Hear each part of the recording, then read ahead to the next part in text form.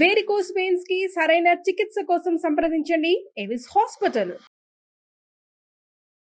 Welcome to channel. ఈ రోజు మనతో పాటుగా రమగారు ఉన్నారు. నమస్తే రమగారు. నమస్తే జయ.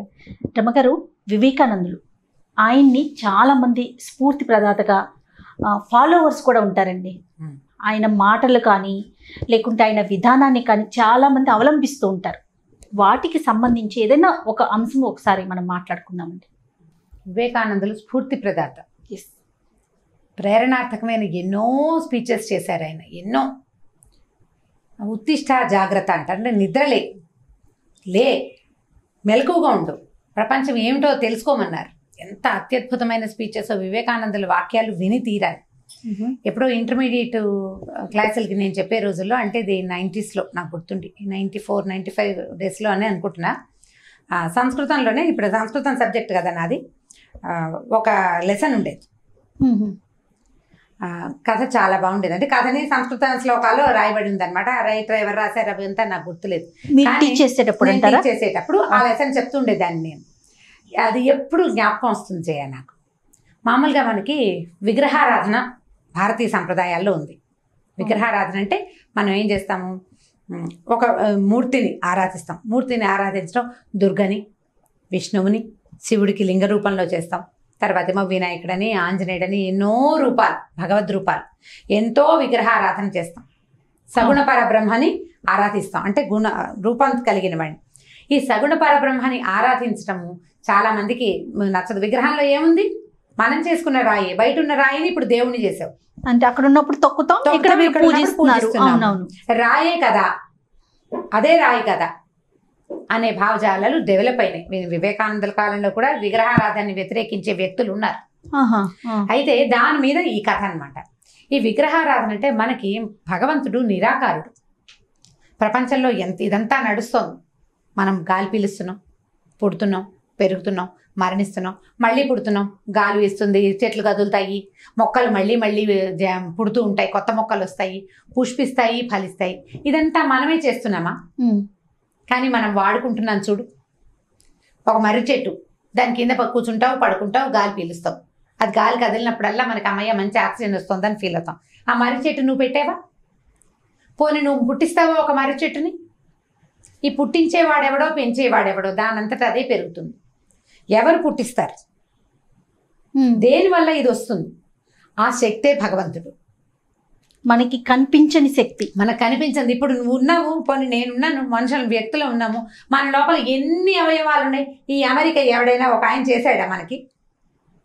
మన అమ్మే మనకి ఈ కాలేయం ఉండాలని, ఈ లివర్ ఉండాలని, ప్యాంక్రియాస్ ఉండాలని, ఇంకోటి ఉండాలని మన శరీరంలో పెట్టిందా? పెట్టలేదు. దానంతటా అవన్నీ డెవలప్ అయినాయి. ఈ శరీరవయవాలు ఇలా ఉండాలని, వీటి ధర్మాలు ఇలా ఉండాలని నిర్ధారించింది ఎవరు? భగవంతుడు, పరబ్రహ్మ, ఒక నిర్గుణమైన తత్వం. ఏ గుణము లేని నిరాకారుడైన వాడు ఇన్ని గుణాలున్న వ్యక్తులని, ఇన్ని రకాల గుణాలున్న ప్రపంచాన్ని నిర్మించి వదిలిపెట్టాడు. ఆయనకు ఒక రూపం లేదు, అన్ని చోట్ల ఉంటాడు. సర్వాంతర్యామి. ప్రతి దాంట్లోనూ భగవంతుడే ఉన్నాడు. ఆయన లేనిదే దానికి జీవమే లేదు. ఇప్పుడు అట్లా ఉన్న వ్యక్తిని మనం చూడలేకపోతాం కాబట్టి మనం ఏమనుకుంటాము, మనకి నచ్చిన ఒక రూపంలో ఆయన ఉన్నాడని భావించి పూజిస్తాం. అదే విగ్రహారాధన. ఆ రూపం ఎలాగోలా కాకుండా ఒక ప్రత్యేక తరహాలో నిర్మించుకుంటాం. ఎలాగోలాగా పూజ చేసేవి ఉన్నాయి. గుండ్రాయికి పూజ చేస్తాం, మనం గుండ్రాయికి పూజ చేస్తాం, రోలుకి పూజ చేస్తాం, రోకలికి పూజ చేస్తాం. ఇవన్నీ కూడా భగవంతుని ప్రతిరూపం. ఎందుకంటే దేవుడు ఇచ్చాడు నీకు అవి, నువ్వు పుట్టించలేదు దేన్ని, నువ్వు చేయలా. నువ్వు పోనీ చేసావు, రోకలి నువ్వే చేస్తున్నావు. రోకలికి రాయి, అది కూడా నువ్వే చేసావా? కాదే, రాయి భగవంతుడు ఇచ్చాడు, ప్రకృతిలో వచ్చింది. అది ప్రకృతి అంటేనే భగవంతుడు, అంతే, ఆయన సృష్టించిందే ఇదంతా. ఈ రూపాన్ని మనం తయారు చేసుకుంటాం. తయారు చేసుకున్న తర్వాత మనం పూజకి మన బుద్ధి నిలిచాక రూపాన్ని దాటి భగవంతుడిని చూసే ప్రక్రియకి మెల్లిగా వెళ్తాం. ఈ ప్రయాణంలో భాగంగా మన దృష్టి నిలవడానికి, భగవంతుని వైపుకి మన నడక సాగటానికి, మన బుద్ధి నిలిచేందుకు మనం ఏర్పరచుకునే రూపాలే విగ్రహాలు. దాని మీదే కథ. వివేకానందులు ఏం చేసేవారంటే, ఆయన భారతదేశం అంతా యాత్ర చేశారు ఎన్నిసార్లు. ఆయన పాదయాత్రలో భాగంగా ఏం చేసేవారట, అన్ని రాజ్యాలని చూసుకుంటూ వెళ్ళేవాడు. ఒక చోట ఆగి అక్కడ స్పీచెస్ ఇచ్చేవారు. ఈయన తిరిగే కాలం నాటికి కొంత రాజులు తగ్గిన జమీందారులు, కొన్ని పరగణాలకి ప్రభువులు, ఠాణేదారులు అలాంటి ప్రక్రియ ఉంది అప్పటికి ఉన్నది. అయితే ఈయన వెళ్ళినప్పుడు ఒక సంస్థానం ఉందట. సంస్థానాలు ఉన్నాయి కదా మనకి ఇప్పుడు కూడా కనపడుతున్న సంస్థానాలు.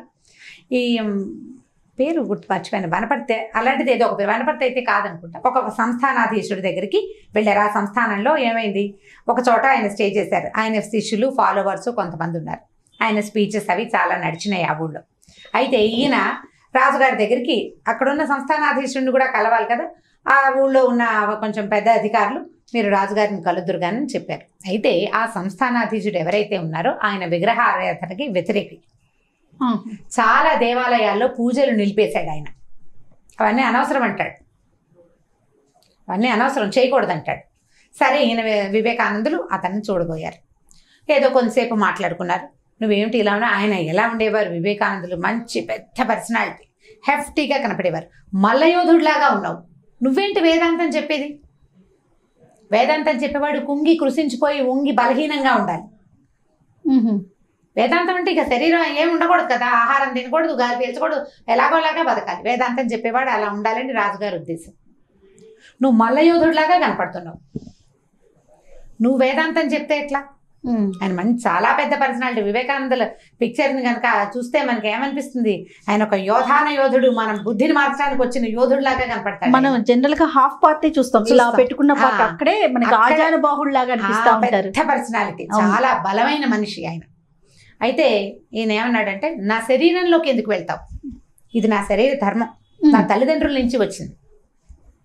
నేను చెప్పే భావాలు నీకు తెలియాల్సింది. వేదాంతం అంటే ఆహారం మానేసి శుష్కించటం కాదు, బుద్ధికి ప్రచోదనం కలిగించటం, జాతిని ముందుకు తీసుకెళ్ళటం వేదాంతం. వేదాంతం అంటే అన్నం మానేసి ఆ అడవుల్లో తిరగాలని కాదు. అంటే ఈయన కోపం వచ్చేసింది రాజుకి. అంటే తను అనుకున్న భావానికి ఎగనిస్ట్గా పోతున్నారు కదా. మరి నువ్వు విగ్రహారాధన సపోర్ట్ చేస్తావు, మీకు హిందువులందరికీ మీకు పిచ్చి. ఆ రాతిలో ఏముంటుంది? రాతిలో ఏమీ ఉండదు. రాతిలో ఉండదు, చెక్కలో ఉండదు. బంగారు విగ్రహం నా శిల్పే చెక్కాడు, నా శిల్పి చెక్కిన విగ్రహం, దాంట్లోకి భగవంతుడు ఎలా ఉంటాడు? నేను అందుకనే దేవాలయాల్లో పూజలన్నీ నిలిపించేశాను. నేను దాన్ని నమ్మను. విగ్రహాల్లో ఉండడు దేవుడు, దేవుడికి రూపం లేదు. మీరు ఒక రూపంలో ఫిక్స్ చేసి దానికోసమే పూజలు చేసి దానికోసమే తాపత్రయపడి దానికి ఇంతంత గుళ్ళు కట్టి ఇన్ని ప్రసాదాలు చేసి ఇలా చేస్తారు. మీ భ్రమ అదంతా, విగ్రహారాధన ఒట్టి భ్రమ అని చెప్పాడు. సరే, ఈయనకి చెప్పడం వేస్ట్ ఇంకా. సరే, నేను వెళ్ళొస్తానన్నాడు. ఆయన లేచి బయలుదేరుతుంటే గోడ మీదట వరుసగా చిత్రపటాలు చాలా ఉన్నాయి.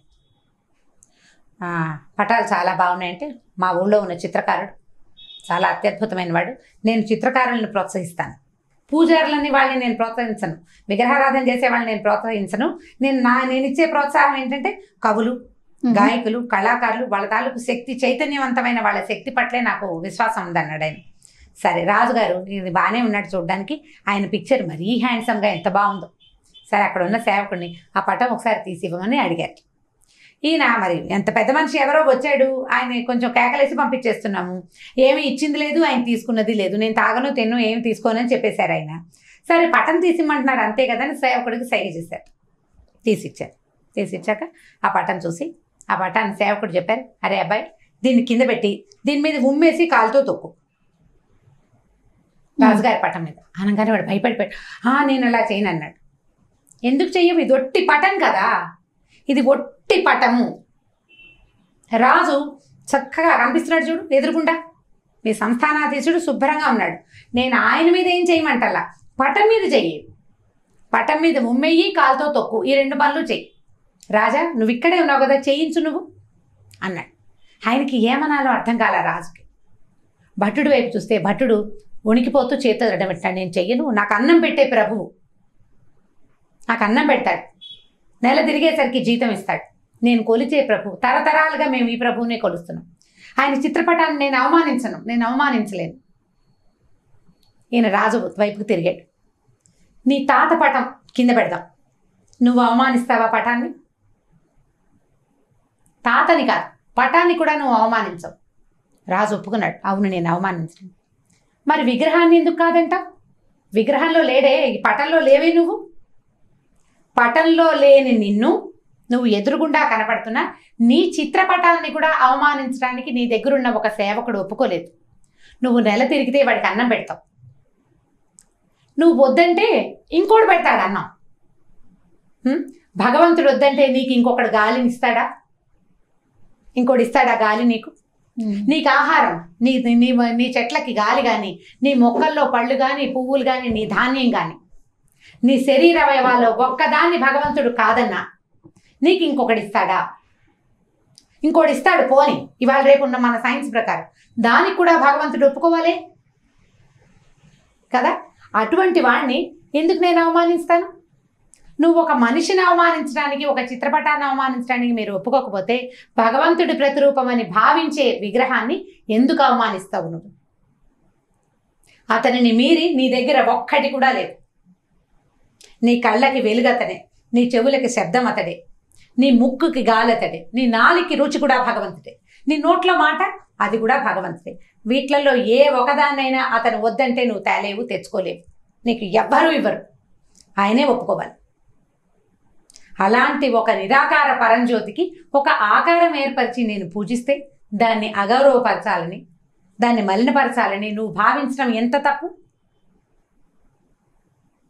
ఇంతకీ నువ్వు కనపడుతుంటేనే నీ పిక్చర్కి అవమానించకూడదు, కనపడని వాడి పిక్చర్ని అవమానించచ్చా? చిన్న పటం వినాయకుడు బొమ్మ ఏదో పేపర్లో వేస్తారు, అది కూడా మనం చింపలేకపోతాం.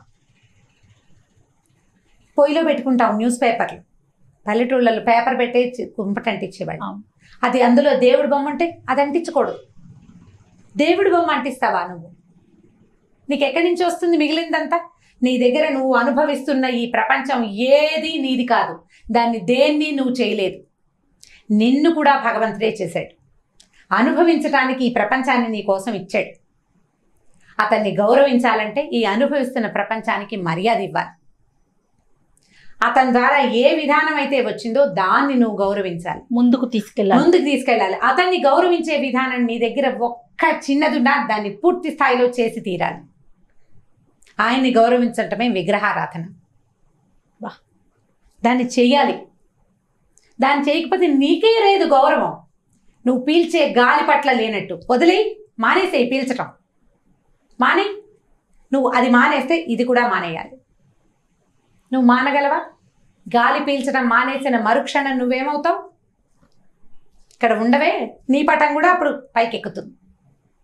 కాబట్టి విగ్రహారాధనని ఎంత బాగా సమర్థించారంటే, ఎంత పరమాద్భుతమైన కథ. అది జ్ఞాపకం వచ్చినప్పుడల్లా నాకు కంట్లో నీళ్ళు వస్తాయి. ఎలా చెప్పారు ఇంత భావం? ఒక వ్యక్తి ఇంకొక కొంతమందిని మార్చగలిగాడంటే ఎంత ప్రగాఢమైన విశ్వాసం ఉంటే మనం మార్చగలుగుతాం. ఖచ్చితంగా అండి, ఖచ్చితంగా. సమాజాన్ని ముందుకు తీసుకెళ్లాడు. ఇప్పటికీ మనం వివేకానందని గుర్తుపెట్టుకున్నామంటే ఆ పిక్చర్ చూడంగానే మనకు ఒక ఉద్వేగం, ఒక ఉత్తేజం కలుగుతుందంటే ఎంత అత్యద్భుతమైన వ్యవహారం, ఎంత అత్యద్భుతమైన విషయం చెప్పారు. ప్రతి మాట ముత్యమే రమ్మగారు, ప్రతి మాట ముత్యమే. ప్రతిదీ శిరోధార్యం, ప్రతి మాట నెత్తి మీద పెట్టుకుని తీరాలి. మనం వివేకానందుల్ని కనుక అనుసరించి ముందుకెళ్తే యువత బాగుపడుతుంది. మనం ఏం చెయ్యాలి, ఏం చేయకూడదు, కాలాన్ని వృధా చేయకూడదనే వ్యవహారం, ఆ మాటలు కూడా చాలా అత్యద్భుతంగా చెప్తారు. వీలు వెంబడి ఇంకొకటి రెండు కథలు చెప్పుకోవచ్చు. అద్భుతంగా ఉందండి. ఆయన ఎక్స్ప్లెయిన్ చేసిన విధానం అదే చూడండి, సామాన్యులకు కూడా అర్థమయ్యే విధంగా చాలా బాగుంది రమ్మగారు. నమస్తే. నమస్తే జయ. ఇక ఈ వీడియో కనుక మీకు నచ్చినట్లయితే లైక్ చేయండి, షేర్ చేయండి. మరిన్ని వీడియోస్ కోసం మా ఛానల్ని సబ్స్క్రైబ్ చేసుకోండి.